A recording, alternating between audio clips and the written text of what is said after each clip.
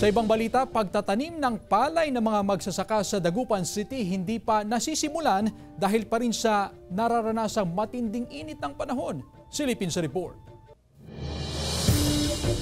Nakahanda ng mga sakahan sa mga barangay ng Tabang, Salisay, Mangin at Maluwod sa Dagupan City para sa pagtatanim ng palay ng mga magsasaka. Pero ang problema, hindi pa makapagsimulang makapagtanim ng palay ang ilang magsasaka dahil pa rin sa nararanasang mainit na panahon. 80% kasi ng mga sakahan sa syudad may tuturing na rain-fed na nakadepende sa buhos ng ulan at hindi sa tubig mula sa irigasyon. Hindi ganun ka-predictable yung weather natin ngayon. So kahit na nagsimula ng tag-ulan, meron pa rin tayong extreme heat. Sa kabila nito, nakahanda naman ang mga magsasaka sa pagtatanim sa oras na sapat na ang tubig sa mga sakahan. Naipamahagi na rin ang mga palay seeds mula sa Department of Agriculture. Parte ito nung assistance na manggagaling sa ating Department of Agriculture sa national government natin para doon sa pagpapalakas ng ating rice industry.